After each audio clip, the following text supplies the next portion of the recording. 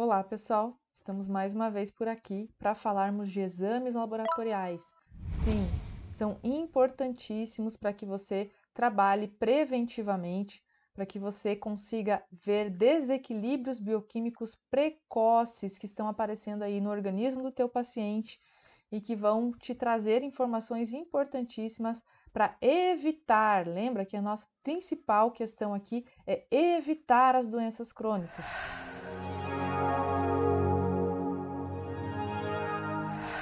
Sim, é esse que deveria ser o papel de um profissional de saúde e não apenas focar em diagnóstico de doença. Mas também ajuda, né, a perceber cedo se algo já estiver acontecendo, né, se você souber interpretar os exames de forma adequada, utilizando aquele pensamento de otimização que eu sempre falo para vocês. Então, a gente vem aí numa série de conteúdos, né, falando sobre tratamentos de alta performance, falando de como montar esses tratamentos. E não tem como se a gente não tiver os exames em mãos, tá bom?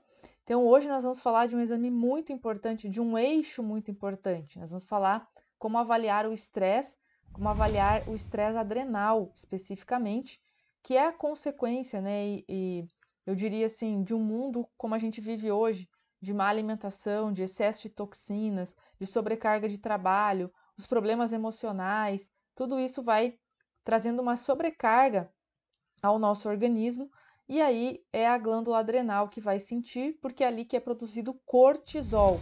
Sim, o cortisol é o nosso hormônio da vida, aquele hormônio que nos faz acordar de manhã, ter energia para fazer o nosso dia, né? Um hormônio também que aumenta quando você está sob alguma ameaça, né? Então, o que que vai acontecer? Se você ficar estressado por trabalho, né, qualquer que seja a fonte, o gatilho, o teu corpo vai aumentar o cortisol, porque ele é um anti-inflamatório, então para te dar mais tolerância à dor naquele momento em que você vai precisar lutar ou fugir. É assim que o nosso cérebro entende, né? A gente libera a adrenalina mais o cortisol, principalmente nos primeiros momentos de algo de estresse, né? Nosso sistema simpático é ativado, o sistema de alerta, e aí ele prepara o teu corpo para a luta e para a fuga. Só que quando a gente tem um estresse crônico, a gente não vai lutar ou fugir, né? Aquele problema continua, então a gente diminui a fase da adrenalina, começa a entrar numa fase onde o cortisol começa a subir progressivamente. Seria, né, essa fase 1 do estresse. Então, a fase 1, eu tenho inicialmente uma liberação maior de adrenalina, e aí depois eu começo a ter uma subida do cortisol.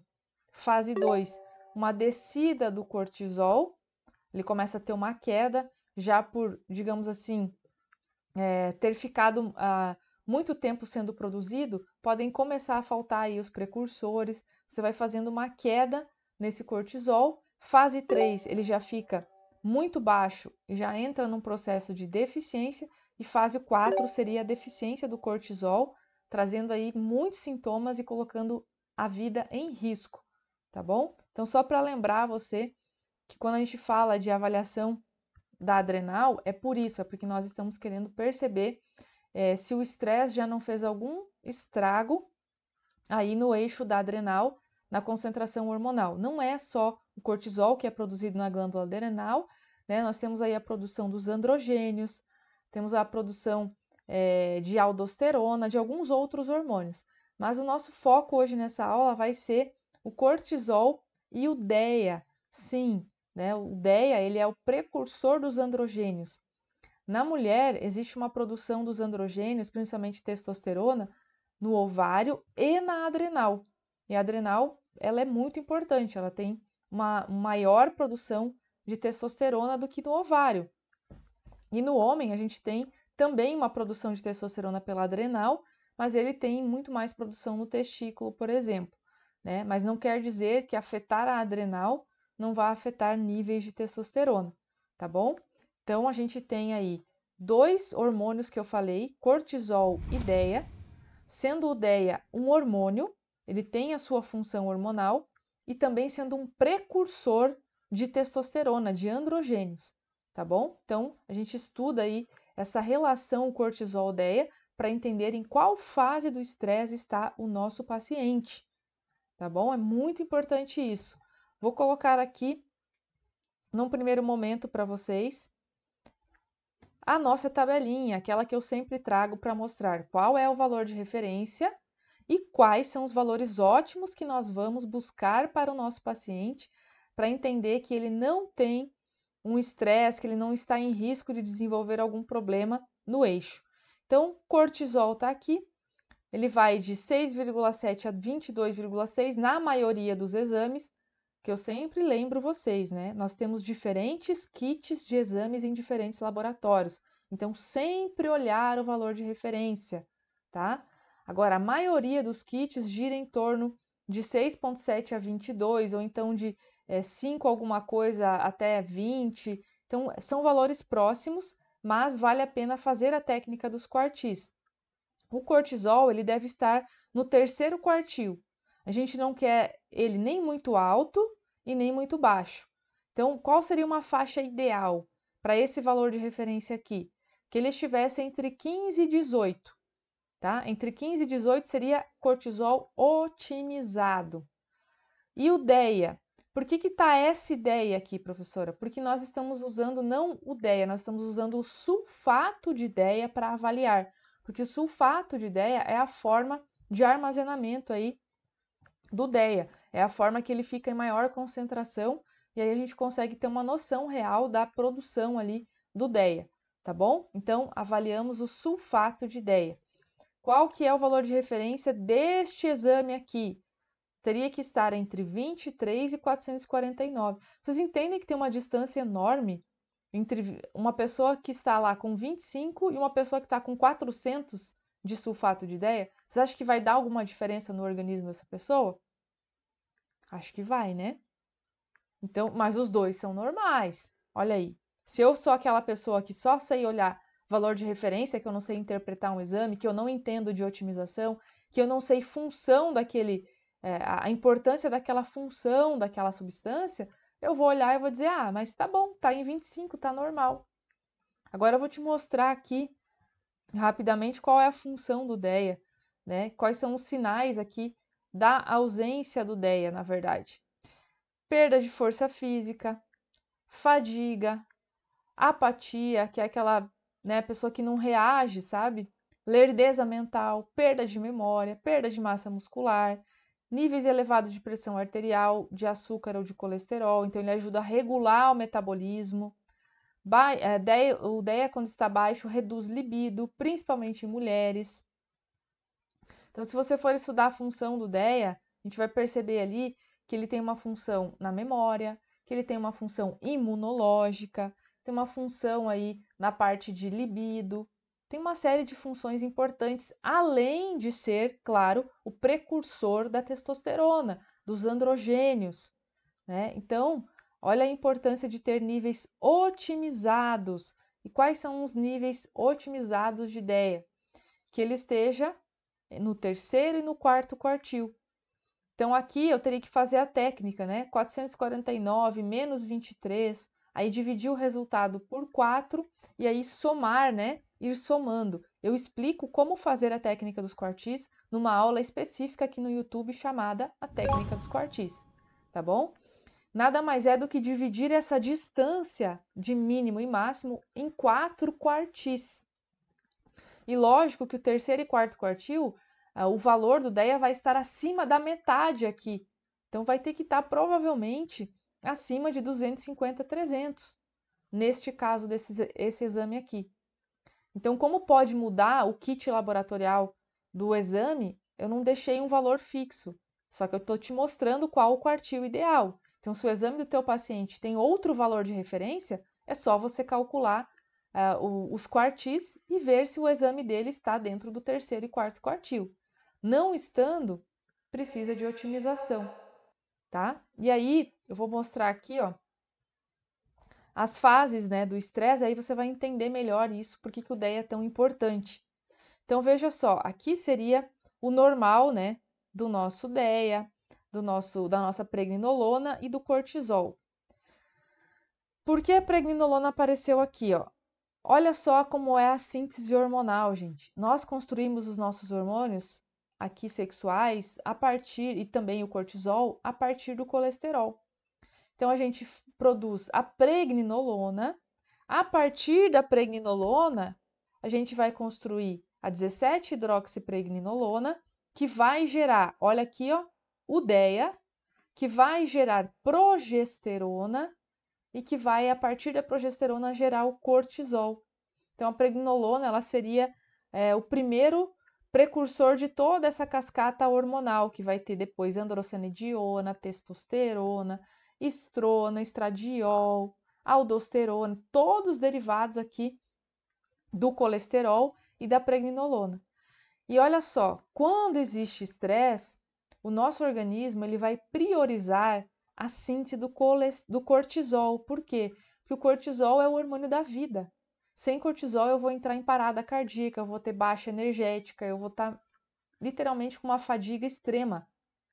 Então, o que é a prioridade? A construção do cortisol. Então, quando você começa a ter uma fase de estresse, você começa a desviar aqui a construção ao invés de eu jogar essa pregnenolona para a construção do DEA, eu começo a priorizar construir progesterona e cortisol. Num primeiro momento, você pode ter até um aumento de progesterona. Você faz o exame do paciente lá, dá progesterona mais alta. Com o passar do tempo, ela também vai cair, porque ela vai ser toda priorizada aqui em cortisol e os índices de progesterona vão começar a ficar mais baixos a partir da segunda fase aí do estresse. Então, também você pode entender aí por que algumas mulheres desenvolvem a predominância estrogênica, porque o estresse vai me consumindo a progesterona, e aí a relação estrógeno-progesterona vai ficando comprometida. Eu vou tendo muito mais estrogênio em relação à minha progesterona. E é exatamente isso que é o conceito de predominância estrogênica. E aí você pode depois estudar aí as consequências da predominância estrogênica, endometriose, TPM, gordura abdominal, mais chance de câncer, toda uma consequência dessa relação alterada entre estrógenos e progesterona. Olha como é legal entender o que o estresse provoca, né? A gente começa a entender uma série de coisas que estão acontecendo com o nosso paciente, tá? Então, voltando aqui ao nossa aula de hoje, que não é predominância estrogênica, né? A gente está aqui entendendo por que o DEA começa a diminuir quando eu tenho necessidade de aumentar cortisol. E aí eu vou entender esse gráfico aqui, ó. Então, na fase 1 do estresse, eu tenho um aumento do cortisol, né? É aquela fase onde o meu corpo está preparado para a luta e para a fuga, e eu começo a subir esse cortisol.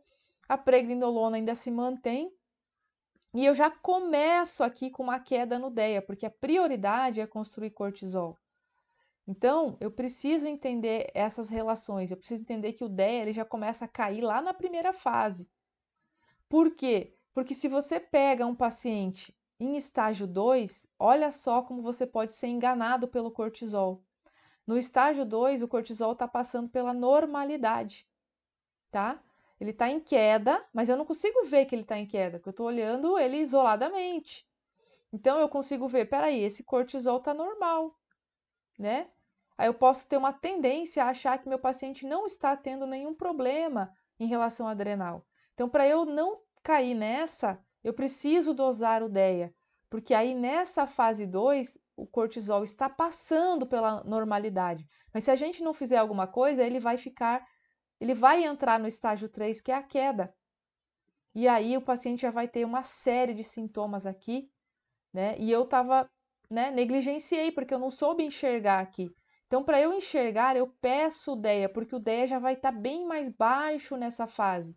Então, preste atenção, se o cortisol do teu paciente está normal, mas o DEA dele está baixo, ele pode estar passando por fase 2 de estresse.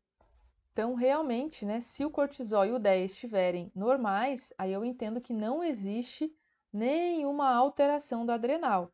Mas se o cortisol estiver em níveis normais e o DEA muito baixo, tem que ligar o alerta e talvez seja necessário aí investigar bem os sinais e sintomas, que o paciente vai ter queixa de fadiga, vai ter alguns sinais e sintomas aí de que existe um estresse adrenal, tá bom? E claro que aí na fase 4, 3 e 4, na verdade, eu já tenho uma baixa acontecendo do cortisol e do DEA, sendo que a fase 4 aqui seria terrível, né? A pessoa poderia entrar até em morte por falta do cortisol, tá bom? Então aqui a gente está analisando de uma forma bem melhor em que fase do estresse está o nosso paciente e se precisamos fazer uma modulação adrenal e não negligenciar nisso.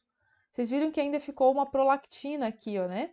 Quero comunicar que prolactina, ela faz um efeito contrário à dopamina. Então, eu deixei ela aqui para avaliação do estresse, porque a prolactina alta indica para mim que o estresse já afetou a dopamina. Quando existe uma testosterona muito baixa também, existe uma tendência da prolactina de aumentar. Então, é mais uma maneira de olharmos como está a questão do estresse no nosso paciente, dosar a prolactina, tá bom? Então, essa questão, gente, isso aqui é fundamental. Quantos profissionais você conhece que pedem cortisol e sulfato de ideia nos exames básicos dos seus pacientes? Eu quero te dizer uma coisa: mais de 90% dos meus pacientes têm algum problema aqui nesse eixo, devido ao mundo que a gente vive, que realmente tem estresse alimentar, você tem estresse emocional, estresse do trabalho, poluição, falta nutricional. Isso pode acarretar num desequilíbrio da adrenal e a gente precisa fazer essa modulação, né? E eu fico aqui dizendo para vocês toda vez, são exames que são negligenciados, então você precisa solicitar para investigar profundamente esse metabolismo do paciente. E fica claro que muitas pessoas têm vários sintomas de depressão e, na verdade, elas têm problema na adrenal. O verdadeiro problema está ali. Nós vamos falar mais sobre isso na nossa jornada do equilíbrio metabólico, tá bom? A gente vai mostrar as consequências aí da bagunça nesse eixo, estudando o caso clínico do nosso paciente, e por isso você precisa se inscrever. Se você ainda não se inscreveu na jornada, vai estar o link aqui abaixo e semana que vem eu te espero lá.